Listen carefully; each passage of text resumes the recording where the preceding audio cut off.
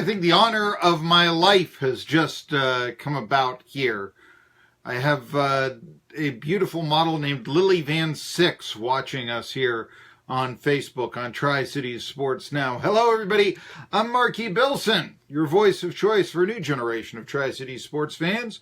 The name of the program is Tri-Cities Sports Now. You know what? I own the Tri-Cities. Because, although I don't have any guests today, we do have some of the best guests and hardest-hitting opinions in the market. We break news here. Let me say, I'm the most outspoken member, easy, of the Tri-Cities media. But they usually don't have people, having columns, legitimate columns in the Tri-Cities media. May I do. Or if they do, it's something stupid. I don't know if you saw Barstool Sports, which admittedly doesn't have a great reputation to begin with. I'll probably wind up writing for it before too long. But no, Barstool Sports, I know during the whole Randy Sanders situation, they were big on, they had some writer, and he was from Morristown, and it's that just proves that Randy Sanders hitting a player, how tough they are in Morristown. Really? Really? Is that what it is? But I'm talking about a lot of stuff today. The Rice Commission report has just come out. Came out earlier this morning. It's on college basketball. Condoleezza Rice. She spoke, and they put together a 60-page report, which I've gone through some of the headlines, and I've actually made some inquiries on, would you like to be on the show and talk about it? And although I don't think that I can have a late guest today, although I've asked for some high-profile people to do so, if it happens in the second hour, I will be giving you in just a few minutes what the report is. This is the report that basically how to fix college basketball, what with the FBI sticking their nose, and rightly so, into college basketball, getting Chuck Person arrested and Rick Pitino fired, and again, rightly so.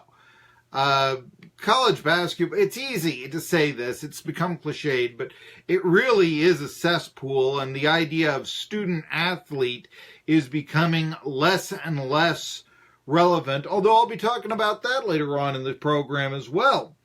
Because it's kind of interesting. I think that, I've talked about this, how the academic-minded schools that used to be nothing but losers are now winning.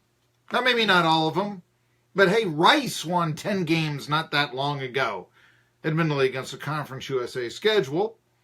But take a look at Northwestern now, which maybe they're not there with Ohio State and Michigan, but they're basically there with everybody else in the conference.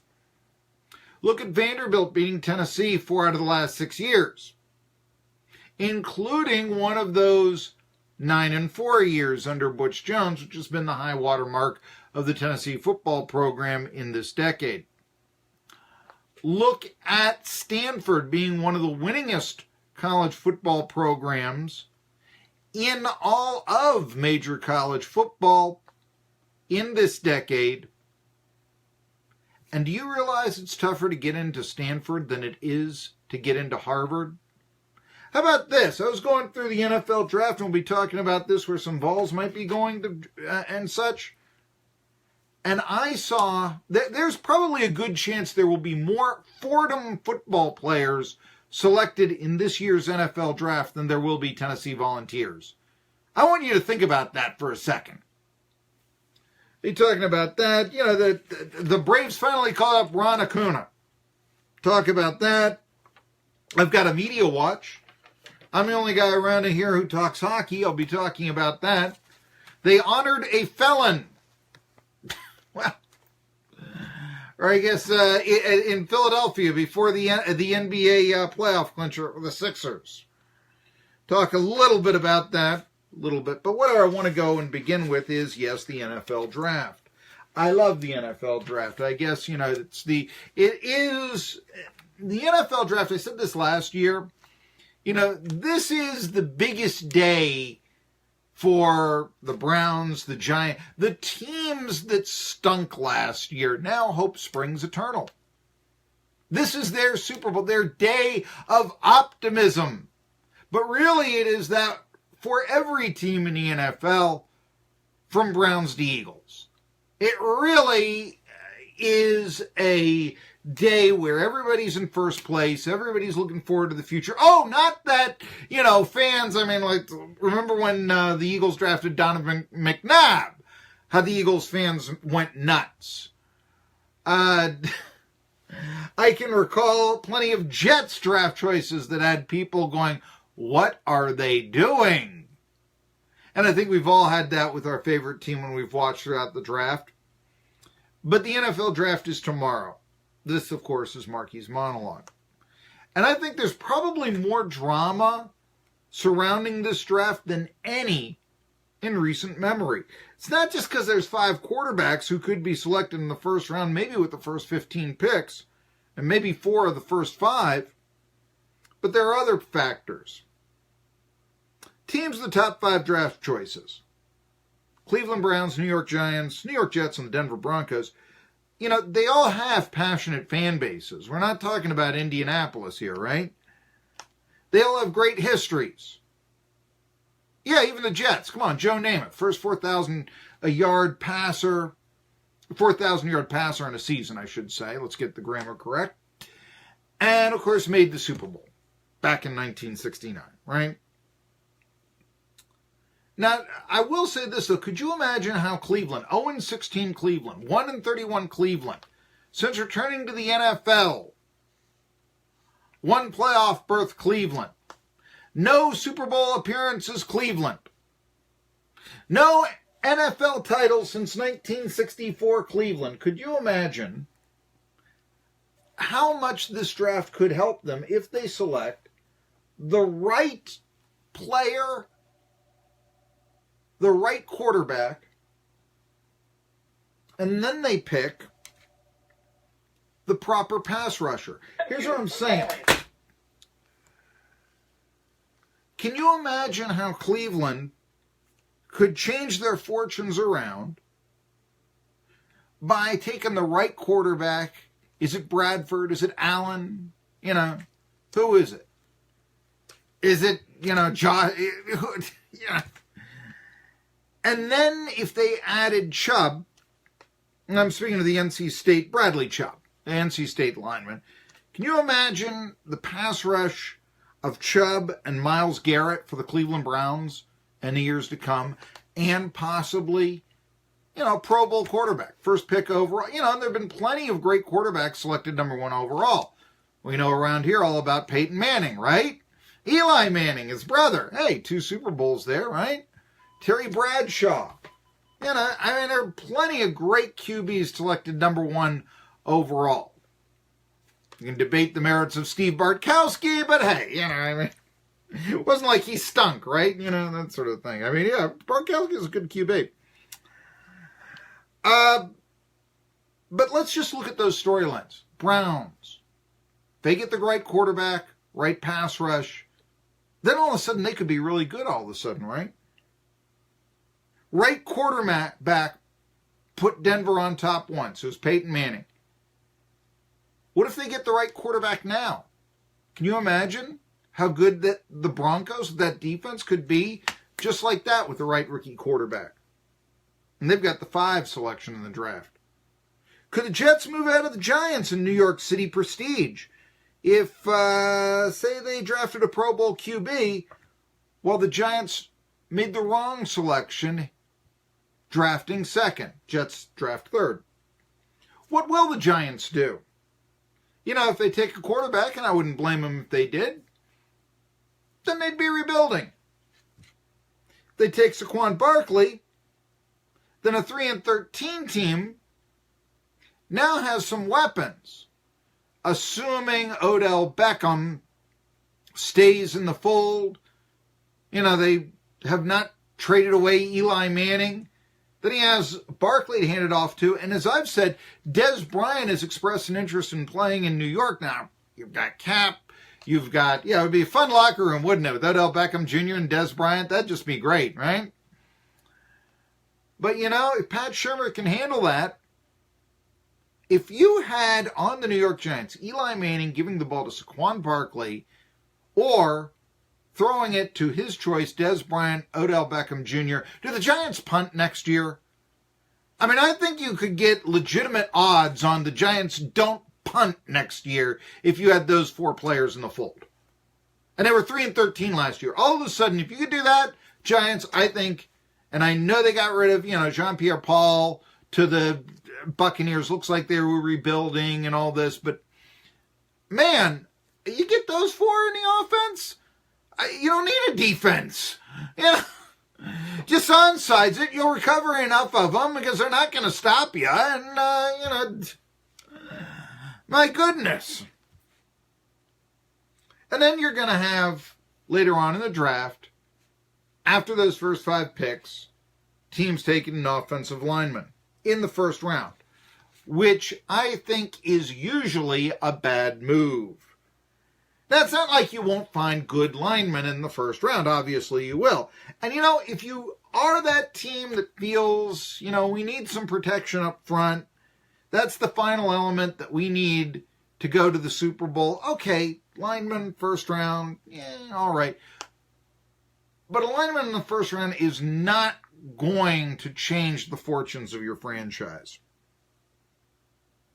Last year, only 2 offensive linemen were taken in the NFL draft. First round. There are many more in other rounds, and, that's fine. But in the first round, only 2. The first one, I don't know how many of you remember this, Garrett Bowles. Played at Utah, now is with the Denver Broncos. He was taken 20th overall. And Bowles had a decent year last year. He was named Rookie All-Pro by the Pro Football Writers Association. All-rookie team, I guess you call it, Started at left tackle all 16 games. And you know what? What did the Broncos do? They finished in last place. They gave up 12 more sacks last year than they did the year before. So what was his impact again? And what's really curious to me is I used to think, if any team would be the team that wouldn't select a lineman in the first round, it would be the Denver Broncos. Because their general manager, obviously, is John Elway. And when John Elway was taking the Broncos to 5 Super Bowls, check the rosters, check the starting lineups. Do you realize that in that era, those 5 Super Bowl teams of John Elway, winning the last 2, losing the first 3, none of those teams had a first-round draft choice on the offensive line. None of them. Now, it should be mentioned, I will say, they had Gary Zimmerman, 97 Broncos, that won the franchise's first Super Bowl. He was a left tackle. He was taken in the first round of the supplemental draft, but that's not the free agent draft. That's not what we're talking about right here.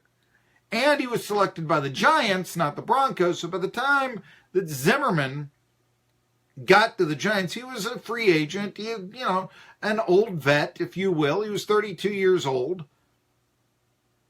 He was proving my point that you can always find another tackle. Titans are trying to do this year. Now that team, Denver's first world champion, 97 Broncos, had an offensive line of 4 free agents and a 7th round draft choice. That was their offense. Again, you can always find another tackle. Quarterback, you can't always find another quarterback. That's another matter. That's why I'm not necessarily saying, if the Browns take 2 quarterbacks in the first round, I kind of see that.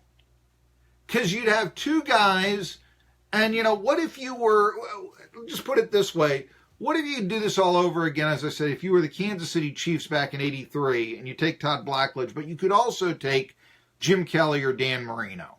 What if you, obviously, Kelly or Marino, assuming they have the right coaching, would beat out Blackledge, and you'd say, what can we get for Todd Blackledge on the trade market? If they had traded him after his rookie year, drafted 7th overall, before he's, Todd the Bust, well then, you know what? You could probably get a pretty penny for him. And so, drafting the most amount of quarterback, you're going to probably increase your odds of finding a good one. And I'm not talking about, in the 6th round, the, Denver Broncos select, I I'm trying to think of a quarterback who, sort of limped out of college last year. But, yeah, somebody like that, Well, no. That's not what we're talking about. We're talking about legitimate. If you could bring in two good quarterback prospects, you're increasing your chances of having one make it. You choose that guy to go forward, and you trade the other one. I mean, Tyrod Taylor was worth a third-round pick. 130 yards passing a game, Tyrod Taylor. Come on. Anyway, I just looking through this. Let me say the last time Lineman was taken number 1 overall won't happen this year, but it was back in 2013. Eric Fisher, Kansas City Chiefs. And he's been a starter on the offensive line ever since he's been drafted, 5 years, never made the Pro Bowl, though. You don't think the Chiefs, if they could do it all over again, would rather have had Le'Veon Bell, who, by the way, wasn't selected until the second round, 48th pick of the draft, but I think was the best player taken in that year's draft, especially when you consider that back in the 2016 season, Le'Veon Bell ran for 170 yards against the Chiefs and gave the Steelers an 18-16 playoff victory against them. Yeah, you'd think they'd take Bell if they could do it all, because you can always find another tackle. And you're also paying first round, number 1 overall money to a tackle when that money might better be spent on a skill player or a real stud defender, linebacker, pass rusher, something like that. The next time we can find a offensive lineman taken number 1 overall, Jake Long. He's not in the league anymore, by the way. 2008 draft, Miami Dolphins. He made 4 Pro Bowls. But you think the Dolphins would rather have him or Matt Ryan about right now? What about Joe Flacco? Those guys were taken in the first round of the 2008 draft. Just to show you the impact, why I said, look, if it's a final piece of the puzzle, and you say, boy, this guy's a real good, but if you're rebuilding, if you've got other needs, if you want to, you know what, this guy could really help our pass rush. You know what, this is a shutdown corner. You know what, this is a great wide receiver here. Get him. Because I'll give you the other idea. Orlando Pace, drafted number 1 overall, 1997. Orlando Pace, Hall of Famer. Yeah, enshrined in Canton in 2016. But was it Orlando Pace who made the St. Louis Rams the greatest show on dirt? Or was it Kurt Warner? Because, after the St. Louis Rams drafted Orlando Pace, the Hall of Famer, they won 9 games in 2 years. Then they picked up Kurt Warner off the waiver wire. He's also a Hall of Famer. And guess what? They won a Super Bowl. And made it again in 2 years. So you tell me who had the bigger impact. And it's a quarterback. I'm not giving you any news here. A quarterback has more impact than a left tackle. So why don't you go after the impact players? I'll give you this.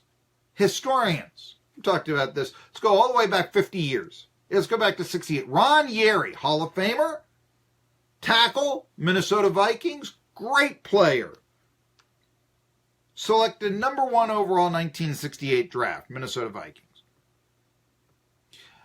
If they could do it all over again, you think they might take Larry Zonka?